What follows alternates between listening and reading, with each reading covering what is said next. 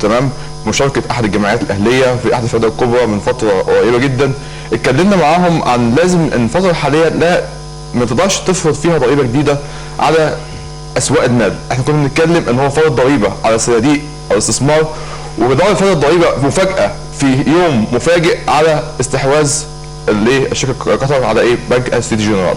الاثنين دول احنا نقول الفتره الحاليه لازم يكون عندنا رؤيه واضحه للضرائب في مصر، من خلال ان احنا نقول للمستثمر العربي انا عندي لائحه ثابته في الضرائب، دي اللائحه مستمره فتره طويله لونج تيرم. احنا عندنا هنا في كل 3 ايام تخبط من حيث الضريبه، من حيث في اسواق المال، من حيث السياحه، من حيث. انت موافق على كلمه استاذ محسن على فكره ان الحكومه تراهن على الركود؟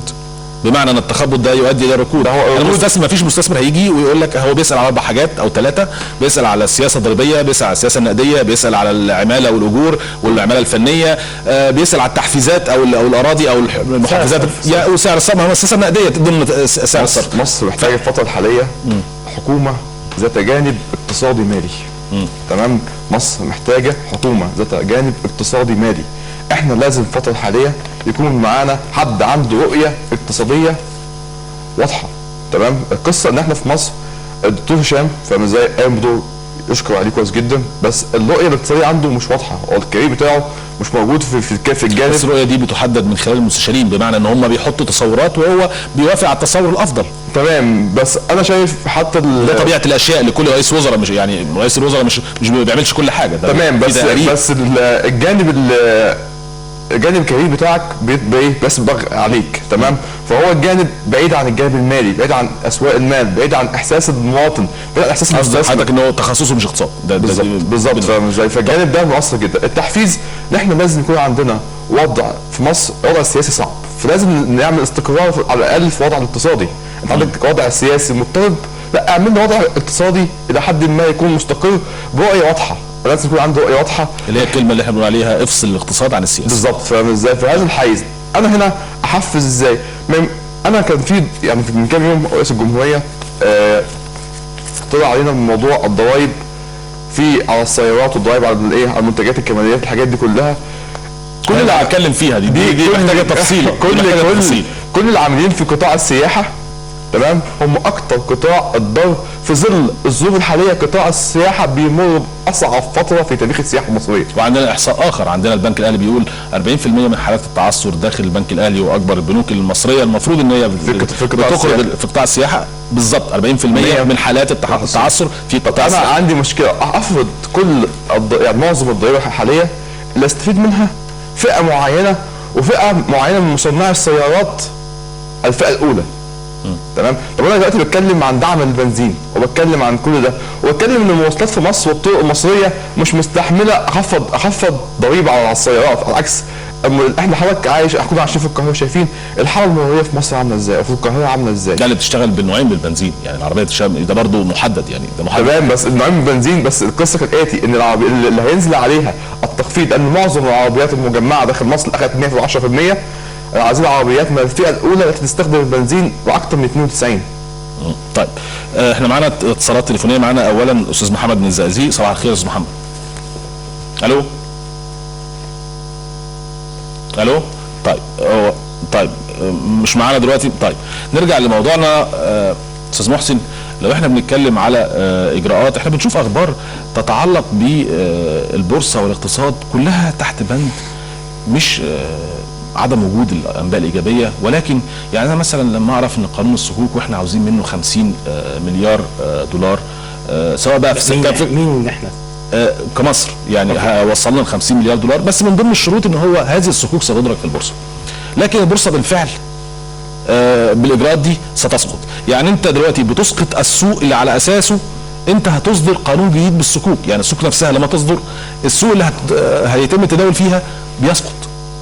يعني شوف موضوع الصكوك تحديدا عشان بس يعني يكون مفهوم فيه، واحنا تحدثنا فيه في لقاءات كتير قوي، وحضرتك حتى افردت له حلقات طويله، لكن الفكره بس كان مهم. ده طبعا ده شيء اكيد، هي اداه جيده واداه تمويليه مميزه واداه تمويليه ذات قدره على دعم النمو والتنميه، لكنها ليست اداه سحريه ولن تكون هي الاداه التي سوف تنقذ او تنتشل البلد من الضياع زي ما بيقولوا. هي اداه سوف تجذب بعض الاستثمارات، لكن انا شايف ان في بعض المبالغات بالنسبه للارقام او المستهدفات المتعلقه بحجم ما سوف تجذبه.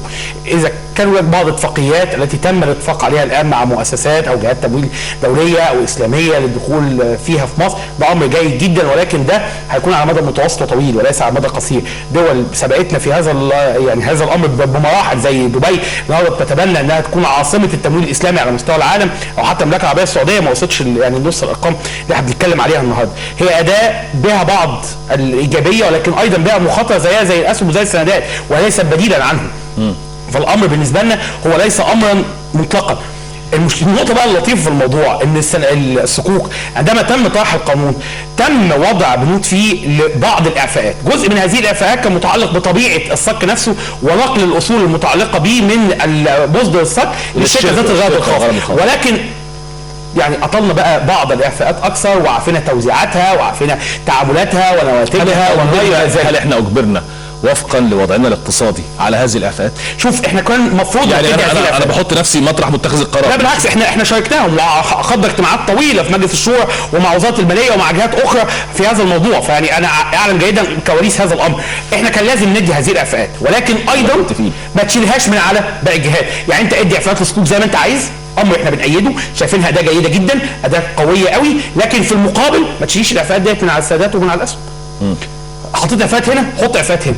الحاجه الثانيه حضرتك ان التحفيز او الاعفاءات او المزايا للمستثمرين عشان يجوا على كل الادوات الماليه وليس لاداه بعينها. النقطه الثانيه، هو الانباء مش كلها سيئه قوي يعني بص، على الرغم من انباء تصنيف ائتماني ومشاكل الضرائب والوضع السياسي وعدم الاستقرار وتراجع بعض الدول عن وعود بتقديم دعم لمصر وحاجات بالشكل ده، لكن مش كل الصوره سلبيه قوي. يعني مثلا تعالى هقول لك على مؤشرات نتائج اعمال الشركات المصريه اللي اعلنت عن السنه الماليه اللي انتهت في 31/12 اللي فات، واللي النهارده اخر يوم المفروض في اعلانها. حتى الان اللي اعلن عن النتائج كان حوالي 92% من اجمالي الشركات المقيده. من ال 92% دول حوالي 49% من الشركات عملت نمو في الارباح. 30% بس هي اللي عملت تراجع في الارباح، 21% من الشركات عملت ارباح تقريبا قد السنه اللي فاتت. انت عندك متوسطات بس 30% دي السنه اللي فاتت كانت يعني حجم الخسائر كانت في حدود 28%. يعني هي زادت 2% فقط، وزادت وهقول لك ليه زادت. النقطه كمان الثانيه موضوع التوزيعات. معظم الشركات وده كان يمكن من فضل ربنا نتيجه ان في تهديدات دلوقتي في فرض ضرائب على التوزيعات رغم عدم دستوريتها ورغم عدم قانونيتها رغم ازدواج الضرائب اللي فيها ورغم انها ضريبه مش مطبقه في اي حته في الاسواق الناشئه ورغم انها ضريبه اساسا معوقه للاستثمار ورغم حاجات كتير، لكن دفعت شركات كتير قوي انها ترفع من معدل التوزيعات الخاصه بيها، فبقى عندك سيوله غير موظفه كبيره متواجده داخل السوق، مع اي خبر ايجابي هترجع تاني. النقطه الاهم بقى هي فكره ليه حصل زيادات السنه دي في الخسائر وليه حصل زياده كمان في معدل الشركات اللي تراجع في ارباحها. لان شركات كتير قوي الفتره ديت اتجهت انها تعمل قياس مجريات تحوطيه، يعني خدت من ارباحها وشالت مخصصات شالت احتياطيات، حجزت جزء من ارباحها عشان تحوطا اللي هيحصل الفتره اللي جايه. تحوطا ولا بعدا عن الضريبه؟ لا تحوطا. لا هي هنا ما كانش، لا اليات التهرب من الضريبه بالنسبه ليها عشرات الاشكال، واحنا اتكلمنا حتى مع مسؤول مكافحه التهرب الضريبي في وزاره الماليه مع نائب الوزير وذكرنا له 10 اشكال كلها توزيعات ارباح هتتم ولن تستطيع الوزاره فيها انها تاخد ضريبه اشكال مختلفه وكثيره جدا. بس المشكله الحقيقيه هو النهارده انت محتاج ايه؟ هل انت محتاج انك تعمل نمو اقتصادي ولا محتاج انك تعمل تقشف؟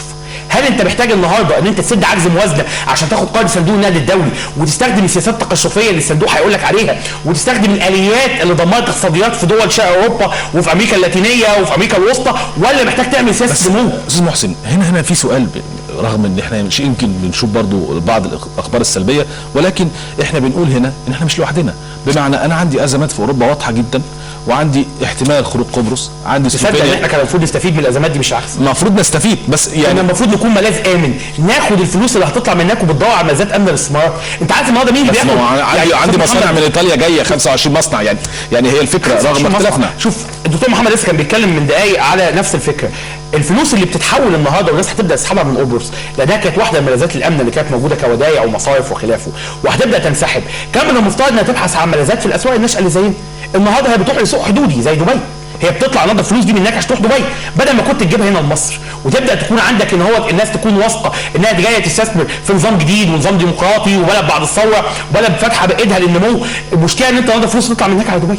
عشان انت بقيت طارد الاستثمار. لا انت مش طارد، انت مش جاذب. هو حتى هذه اللحظه بس في بعض الاحيان لما بيلاقي مشاكل مع مستثمرين محليين او مشاكل بتعتبر طارد وليس بس جاذب. خلي بالك احنا حتى هذه اللحظه لم تخرج حجم استثمارات كبير من مصر، ولكن لم نجتذب ايضا استثمارات، فهي المشكله هي دي الازمه. احنا حتى الان لا توجد لدينا سياسات واضحه لجذب الاستثمار. واهم مشكله عندنا بتحصل في الوقت الحالي هي موضوع مشكله الامن. انت مشكله الامن لو حلتها بالمناسبه هتحل مشكله الدعم. يعني انت عندك السولار اللي بيتهرب النهارده ويتباع في معظم موانئ البحر المتوسط، اذا انت النهارده عندك امن واقف ومانع الناس انها تاخد السولار وتهربه في جياكل وتهربه في تنكات وتعمل خط نقل سولار.